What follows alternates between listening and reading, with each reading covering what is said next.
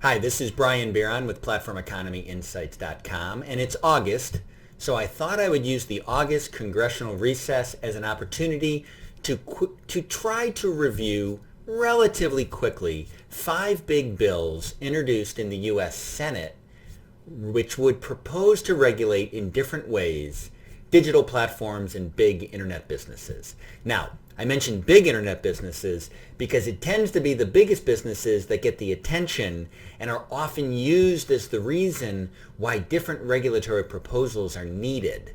But as we'll see, some of these bills, they would actually impact all digital businesses and all internet business models. So the 5 are also noteworthy because there is this growing sense that bipartisanship is becoming part of the movement to potentially regulate internet businesses broadly, or at least the very biggest ones. And I think in part it's because you have bills like the ones I'm going to mention coming to us from both Democrat and Republican members, sometimes bipartisan bills where you have Democrats and Republicans working together, other times not actually bipartisan bills, but you have bipartisanship more broadly in the sense that you have both Democrats and Republicans taking the lead. In the case of these 5 bills, there are 2 senators in particular that are constantly popping up. One of them is Senator Josh Hawley. He's a Republican freshman senator from Missouri. He has been quite involved in internet and digital businesses in his first half year in the U.S. Senate. He is already considered maybe the most aggressive critic of the largest digital businesses, and so we're going to hear his name a lot. Again, it's Josh Hawley. The second senator, not second because he's any less important, he's actually Senator Mark Warner, a Democrat from Virginia. He's a veteran senator. I think he may be in his 3rd term. He's been quite involved and interested in technology and internet policy from the beginning of his time in the U.S. Senate. And so we see both Hawley and Warner as taking the lead on various aspects of potentially new internet and digital regulation. So 5 bills. I'll try to keep it quick, but because we're dealing with 5 different pieces of legislation, this might take a little while. Now, the big things we'll be looking at on these bills are the high-level topic area, also who the author recommends as the government regulator, and then lastly, the topic of size thresholds. In other words, would the proposal propose to regulate all digital businesses, or would it be limited to businesses of a certain size? And then the question is, of course, how big, and whether or not it really is something that would be proposed only for the largest internet businesses, or would it actually cover many other businesses as well? So size thresholds are really important from the perspective of PlatformEconomyInsights.com, because what we're trying to do, both on the U.S. and congressional level, but really globally, is look at new legislative proposals and new regulatory and public policy issues from the perspective of your smaller and mid-size digital platform businesses. And so, of course, whether or not proposals would only apply to the very largest businesses becomes a really important topic. We also have the issue of the largest businesses, honestly, often called the GAFA, the Googles and the Facebooks and the Amazons. They're often the ones getting the attention and in many cases the criticism because of the impact of them, in part because they're so large. But then in many cases, the recommendations would potentially sort of dribble down and would actually apply to all businesses, which is a very different issue. So size standards are really important. So what are the 5? Number 1, S 1914 comes to us from Senator Hawley. He calls it the Stopping Internet Censorship Act. This is a bill that would propose to amend what is called the Section 230 liability regime, which internet platforms that host user content currently are protected in a way that allows them to moderate the content, essentially in a good faith way as they see fit. Senator Hawley believes that user content moderation should be required to be politically neutral. In other words, he believes there's a problem with internet platforms, or at least large internet platforms, moderating content in a way that is ideologically discriminatory. In many cases, he says that conservative users have their ability to communicate restricted.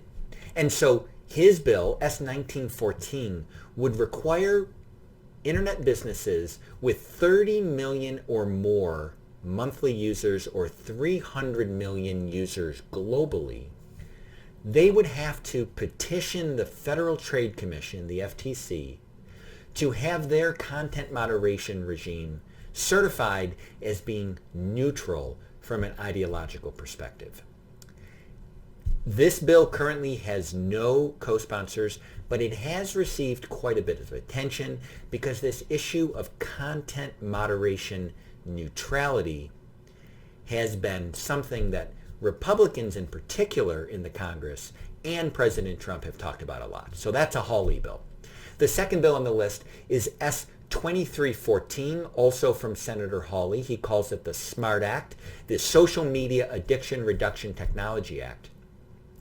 This bill is noteworthy because it would attempt to actually regulate specific features of websites and other online digital platforms to try to end practices that he believes promote addictive user use.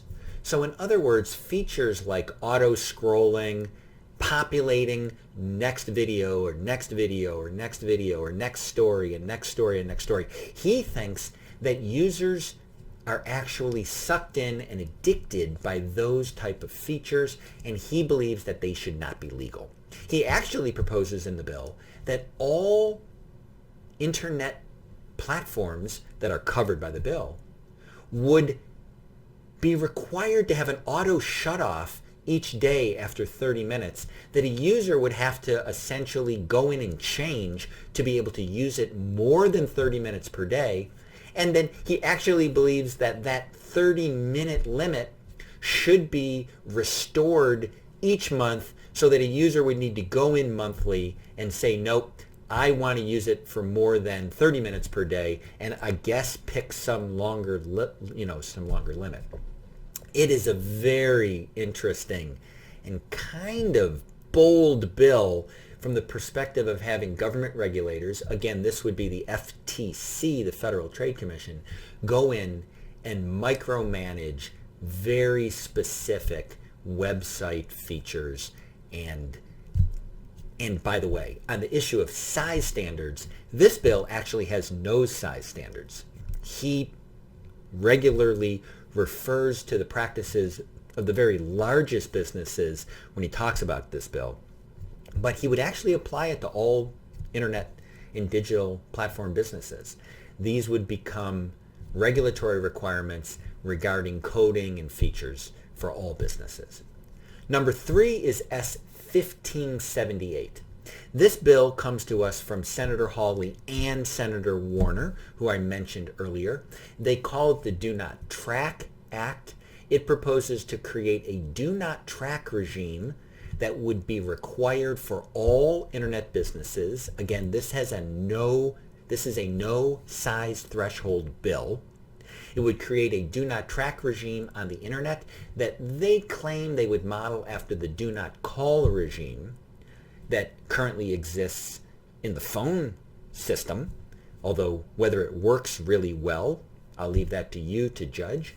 But the do not track regime would create a system, again, created and overseen by the Federal Trade Commission, that would create a set of standards, cookies, and other compliance mechanisms that would allow users to choose that they do not want to have themselves tracked on the internet. And then each website would be required to comply with that they would get the signals from the user's computer that they would not be tracked, and then that tracking would not be done. So again, this is a no size threshold bill. So if it was ever enacted, it would cover all internet and digital businesses. And again, it comes to us from Hawley and Warner. The fourth bill is S 1951. This is the Dashboard Act, which is a bill that proposes to have the Securities and Exchange Commission. Now, that's the regulator in the United States that regulates publicly traded companies and the stock markets. The Securities and Exchange Commission would create a reporting regime that large internet businesses would be required to report to both the SEC and also to individual users on what they believe is the value of the data that they hold on the user. So again, this is a reporting requirement that would apply to internet businesses that have 100 million users or more in the United States each month. So we are talking about very big and in most cases publicly traded companies. The regime created by the SEC would in some way create a methodology for companies to follow to calculate the value of the data that they hold on a user, and then they would be required to report that each year to the users and the SEC in a public way, so that you create a system, I guess, in their minds where people would start to hear from the internet businesses that they frequent, hear from them as to the theoretical value of the user's data. I guess the idea is that if people knew more about what is, I guess, the value of data that the companies that they work with on the internet hold, if they knew that maybe they would be less likely to share it or in some way would want to gain some other kind of benefit. I'm not sure how it would work, but it is an interesting concept. It is bipartisan in the sense that it's coming from Hawley and Warner, Democrat and Republican both, and we'll see if that moves forward. The last bill is S 1084. It comes to us also from Senator Warner and another Republican, Senator Deb Fischer of Nebraska. Have not mentioned her yet, but she's an original co-sponsor with Warner of a bill that they call the Detour Act. Now, the Detour Act has applies to what is often referred to as dark patterns.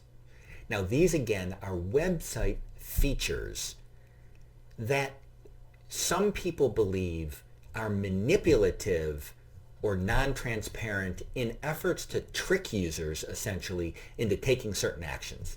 So again, this really, not unlike the SMART Act, the second bill I mentioned, S 2314, this really gets into the regulation of specific website designs and features, almost at the coding level, as to whether or not they should not be allowed because of deceptive practices. And it would, like the SMART Act, would actually have the Federal Trade Commission be reviewing all the features of the websites covered and essentially applying new regulatory standards on issues like the colors of buttons and the language of choices, so that when you're asked if you want to sign up for an email, the language for the yes and the no are both similar and sort of not trying to trick people into doing something.